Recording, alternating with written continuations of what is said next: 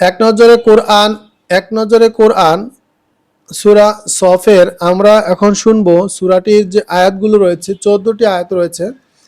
14টি আয়াতের ওভারভিউ বা সারসংক্ষেপ। জিহাদ সহ সব ব্যাপারে কথা ও কাজের মিল থাকা জরুরি, এটি আলোচনা করেছে 1 থেকে 4 নম্বর আয়াতে। রাসূলদের দাওয়াতের প্রতি কাফিরদের প্রতিক্রিয়া নিয়ে আলোচনা করা হয়েছে 5 থেকে 9 নম্বর আয়াতে। একটি লাভজনক ব্যবসার খোঁজ দেওয়া হয়েছে 10 থেকে 14 নম্বর আয়াতে। তো এই ছিল এই সূরাটির আয়াতের ওভারভিউ।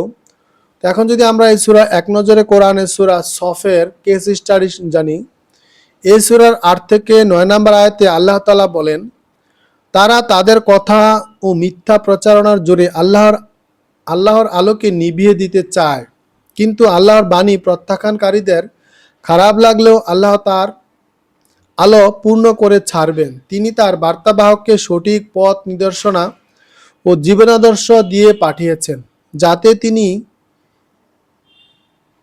যাতে তিনি একে সকল জীবনাদর্শের উপর জয়ী করে দিতে পারেন।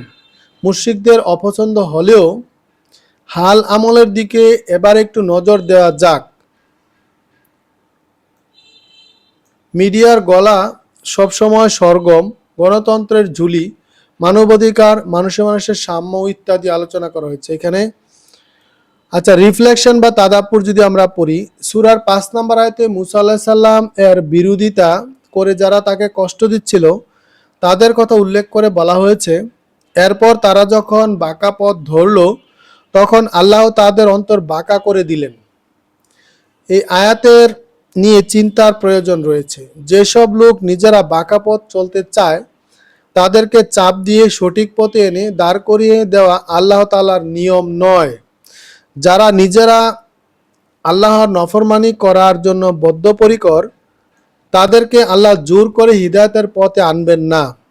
এ থেকে স্পষ্ট হয় যে কোনো ব্যক্তি যা জাতির গুমরাহের শুরুটা তাদের নিজেরাই করে, অবশ্যই যেই লোক গুমরাহি পছন্দ করে আল্লাহ তাদের জন্য গুমরাহের পথে চলার সুযোগ রেখে দেন। আবার কেউ যদি আল্লাহর আনুগত্য ও হিদায়াতের পথে চলার সিদ্ধান্ত নেয় তাহলে আল্লাহ তাকে জোর করে গুমরাহি ও নাফরমানির দিকে ঠেলে দেন না। তখন নিজের দিকে একটু তাকান, আপনাকে কে বাধ্য করেছে আল্লাহর অবাধ্য করতে?